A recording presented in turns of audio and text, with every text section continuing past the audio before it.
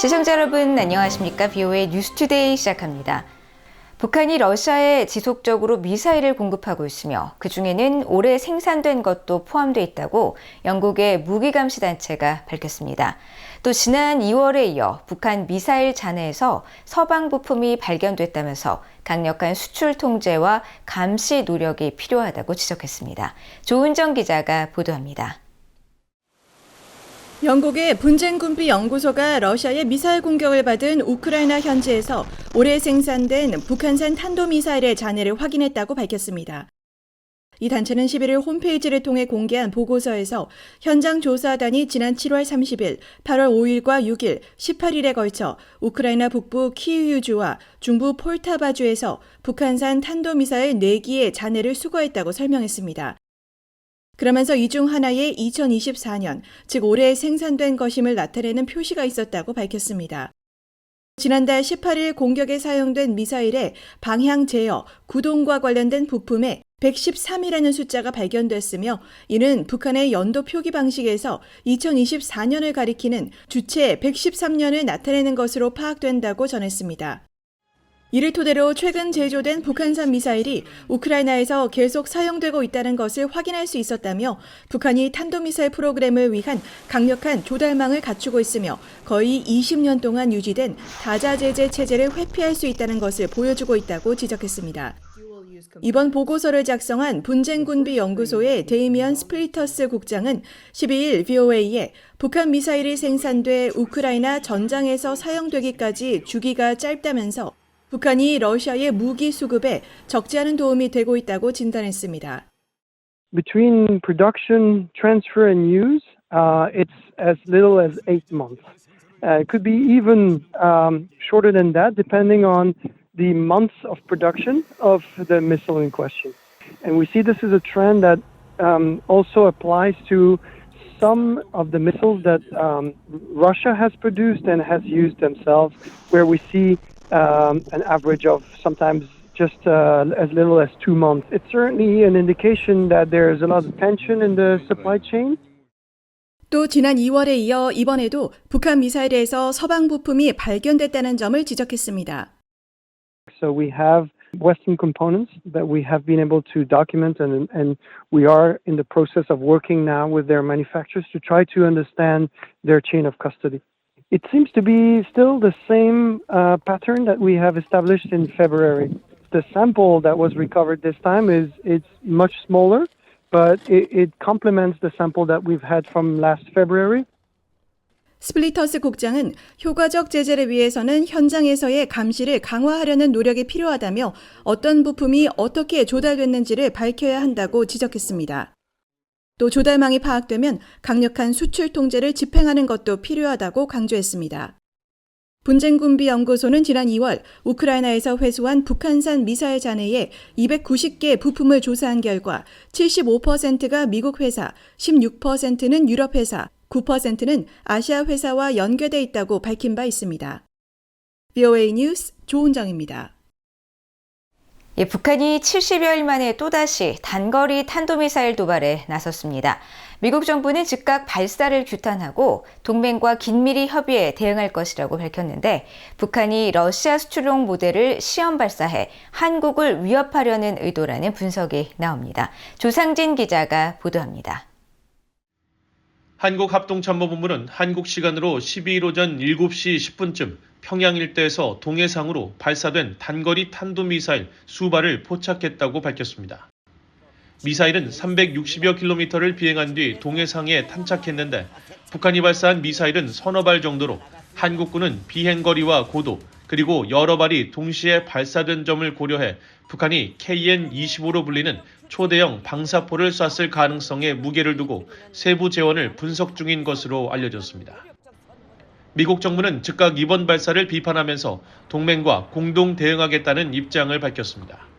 국무부 대변인은 VOA의 논평 요청에 미국은 북한의 탄도미사일 발사를 규탄한다며 이번 발사는 최근 몇 년간 북한이 실시한 다른 탄도미사일 발사와 마찬가지로 다수의 유엔 안보리 결의를 위반한 것이라고 지적했습니다. 그러면서 이들 발사는 영내 및 국제 평화와 안보에 위협을 가하고 국제 비확산 체제를 약화시킨다며 북한의 침략 억제와 안보리 결의 위반에 대한 국제 대응을 조율하는 최상의 방안에 대해 동맹 및 파트너와 계속 긴밀히 협의할 것이라고 강조했습니다. 미국 인도태평양 사령부도 이날 성명을 통해 미국은 북한의 탄도미사일 발사를 규탄하며 불법적이고 불안정한 추가 행동을 자제할 것을 촉구한다고 밝혔습니다. 한국 정부는 이번 북한의 미사일 도발이 미한 연합훈련에 대한 반발이나 러시아의 수출을 위한 시험 목적일 가능성도 있는 것으로 판단하고 있습니다. 단거리 탄도미사일 도발은 최근에 우리 연합연습이나 쌍용 훈련에 대한 반발, 또 러시아 수출을 위한 또 그런 테스트 목적으로 했을 수 있고, 북한의 이번 미사일 도발에 대해 한국의 전문가들은 최근 수해 등으로 북한 위기설이 돌고 있는 가운데 김정은 국무위원장이 자신의 건재함을 과시하기 위해 제기한 것으로 분석했습니다. 지금 모든 각종 언론이나 유튜브나 이런 데서 북한 위기설이 확산되고 있거든요. 특히 수해, 그다음에 김정은 리더십 위기, 이런 것들에 대해서 김정은이 의도적으로 자신이 건재하다 이런 걸 좀 보여주는 것 같아요. 미사일 기술을 개량하고 우크라이나와 장기전을 치르고 있는 러시아의 무기 수요에 맞춘 시험 발사일 가능성도 제기됩니다. 자기들도 신형 미사일을 계속 개량을 해야 될 필요가 있고, 더 큰 거는 빨리 러시아에다가 더 많은 무기를 팔아야지 돈이 확보가 되잖아요. 그러니까 지금 북한이 특히 그 정권 차원에서 경제적인 문제를 러시아에다가 굉장히 의존하고 있는 부분이 크고, 그게 매개가 무기 탄약이잖아요. 전문가들은 또 이번 발사가 중국과 러시아가 11일부터 일주일 일정으로 시작한 연합훈련 오션을 진행하는 가운데 이뤄진 점에 주목하면서 북한이 자체적으로 중러 훈련에 가세하는 모양새를 취했을 가능성도 있다고 진단했습니다. 그러면서 북한이 이번 미사일 발사 도발을 통해 중러 연합훈련 기간에 자체적인 대미 무력 시위를 하는 것일 수 있다고 평가했습니다. BOA 뉴스 조상진입니다. 유럽연합 EU와 영국, 우크라이나가 북한의 단거리 탄도미사일 도발을 강하게 규탄했습니다. 나빌라 마스랄리 EU 대외관계청 대변인은 10일 사회연결망 서비스 X를 통해 한반도의 긴장을 고조시키고 확전의 위험이 있다면서 북한의 탄도미사일 발사를 규탄하고 북한이 유엔 안보리 결의 위반을 중단하고 주요 당사국들은 대화 제의를 받아들일 것을 촉구한다고 밝혔습니다. 영국 외무부도 이날 성명을 내고 북한의 이번 발사는 다수의 유엔 안보리 결의를 위반한 또 다른 사례라며 북한의 불법적인 탄도미사일 발사는 한반도의 평화와 안보를 계속 불안정하게 만든다고 지적했습니다. 우크라이나 외무부 역시 이날 성명을 통해 북한의 또 다른 도발은 한반도와 전 세계의 평화 안정에 대한 직접적인 위협이라며 강하게 규탄하고 북한은 국제체제를 위반하며 침략국인 러시아에 군사 지원을 제공하는 등 노골적인 불안정 행동을 이어가고 있다고 비판했습니다. 최근 미국 정치권에서 한반도 전술핵 재배치와 관련한 의견이 계속해서 나오고 있는 가운데 그 필요성을 두고 미국 의회 내에서 의원들 간 견해가 엇갈리고 있습니다. 일부 공화당 의원들은 영내 확장 억지력을 강화할 수 있다는 입장인데 다른 쪽에선 중국의 반발을 초래할 수 있다며 반대 입장을 보이고 있습니다. 이조은 기자가 보도합니다. 미국 상원 군사위원장인 잭 리드 의원이 10일 최근 미국 정계에서 거론되고 있는 한반도 전술핵 재배치 문제에 대한 입장을 밝혔습니다. 최근 한국 등 아시아 지역 순방을 마친 뒤 연 기자회견에서도 인도태평양 지역에 전술핵을 재배치하는 문제에 부정적 입장을 보였던 리드 위원장은 이날 VOA 기자와 만난 자리에서도 중국의 강한 반발을 초래할 것이라며 불필요하다는 뜻을 거듭 강조했습니다. It would probably prompt a significant response by China in terms of economic sanctions against South Korea, as they did when we put in the THAAD system. The THAAD system was a defensive system.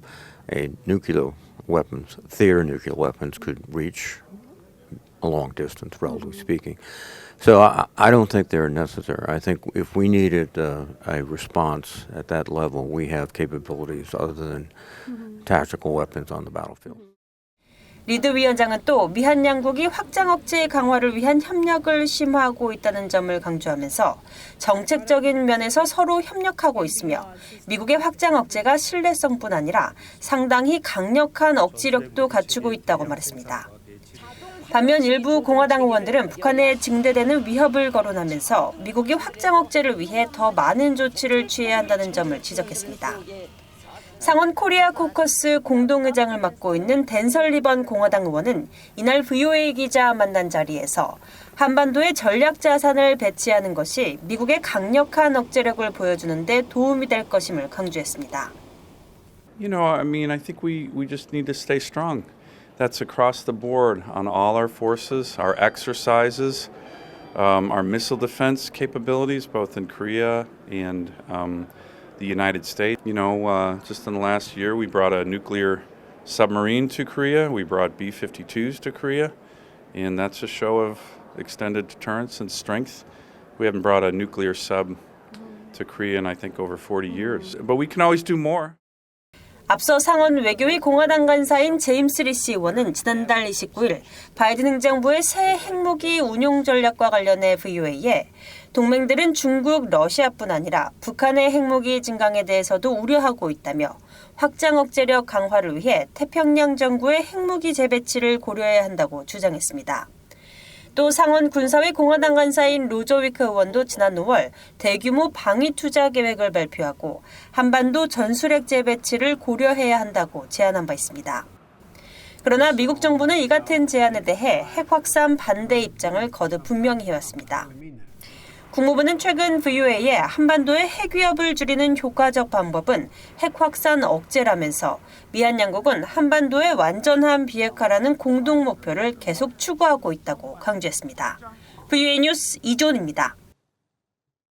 주한 미국 사령관과 유엔사 사령관을 겸임하는 신임 한미연합사령관에 인도태평양 지역에 미국 육군을 지휘해온 제이비어 브런스 중장이 지명됐습니다. 로이드 오스틴 국방장관은 11일 조 바이든 대통령이 브런슨 육군 중장을 한미연합사령관으로 지명했다고 밝히고 브런슨 중장의 대장 진급도 재가했다고 전했습니다. 브런슨 장군은 현재 미국 워싱턴주의 루이스 맥코드 합동기지에서 육군 1군 단장을 맡고 있으며 1군단은 워싱턴주와 하와이, 알래스카를 포함한 인도태평양 지역에 배치된 4만여 명의 육군을 지휘하는 사령부로 자유롭고 열린 인도태평양 유지와 동맹과의 상호 운용성을 강화하는 임무를 맡고 있습니다. 1990년 보병장교로 임관한 브런슨 장관은 재래식 부대와 특수전 부대에서 다양한 참모 및 지휘 보직을 역임했고 이라크와 아프가니스탄 등지의 작전에 참여해왔습니다.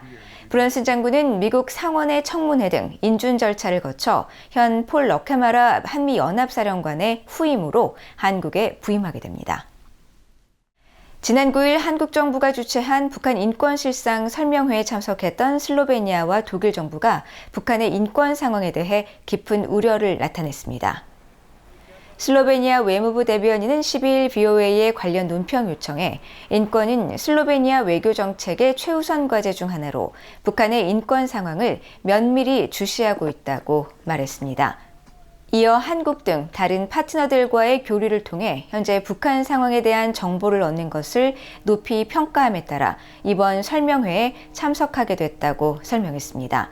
그러면서 북한의 사형제도와 식량 안보, 표현의 자유에 관한 최근 유엔 사무총장의 북한 인권 보고서 결과에 깊은 우려를 표하고 국제사회는 북한 인권 상황 개선을 위한 적절한 해결책을 찾아야 한다고 강조했습니다.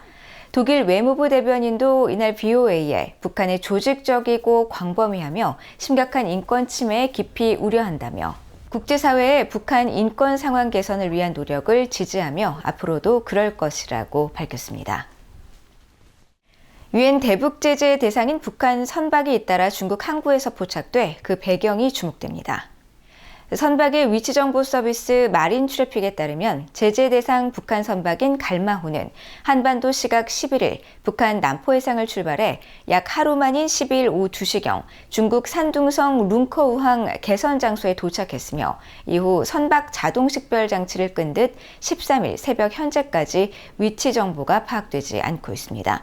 유엔 안보리는 2018년 갈마호에 대해 자산 동결을 명령했으며 이로 인해 갈마호는 다른 나라 항구에 입항할 수 없고 입항하더라도 즉시 억류돼야 합니다. 한편 12일 북한 청진항에선 또 다른 유엔 제재 선박인 태평산호가 위치 신호를 발신 중인 것으로 나타났는데 플래넷랩스의 위성 사진에 따르면 태평산호로 확실시되는 선박이 청진항 부두에 접안해 있으며 석탄으로 보이는 화물을 선적하는 장면이 찍혔습니다. 유엔 제재 선박이 유엔의 금수품을 싣고 있는 것인데 이에 따라 또 다른 제재 위반 가능성이 제기됩니다.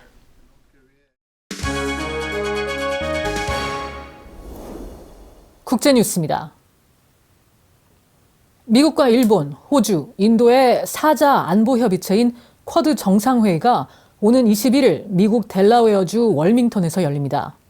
백악관은 12일 보도자료를 통해 조 바이든 대통령이 월밍턴에서 외국 정상을 만난 건 이번이 처음이라며 이는 각 쿼드 국가 정상과의 개인적 관계 및 쿼드와 각국 간 관계의 중요성을 보여준다고 말했습니다. 이번 회의에는 앤서니 앨버니지 호주 총리와 나렌드라 모디 인도 총리, 또 퇴임을 앞둔 기시다 후미오 일본 총리 등이 참석하며 국가 간 전략적 조율 강화와 자유롭고 개방적인 인도태평양 지역에 대한 공동의 비전 등에 초점을 맞출 예정입니다.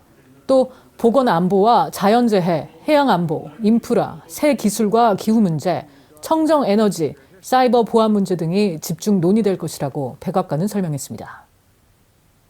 조 바이든 미국 대통령과 카멀라 해리스 부통령이 요르단강 서안 지구에서 민간인 희생을 초래하는 폭력 행위를 중단할 것을 이스라엘에 촉구했습니다. 바이든 대통령은 11일 발표한 성명에서 지난 6일 서안 지구에서 이스라엘군의 총격으로 숨진 미국, 튀르키예 이중 국적자 아이셰느르 에즈기예기 씨를 애도하면서 초기 조사에 따르면 이 사건은 불필요한 확전으로 빚어진 비극적 실수의 결과였다고 지적했습니다. 그러면서 이 사건에 대해 완전한 책임 규명이 이루어져야 한다면서 이스라엘은 이런 일이 결코 다시는 일어나지 않도록 더 많은 것을 해야 한다고 말했습니다.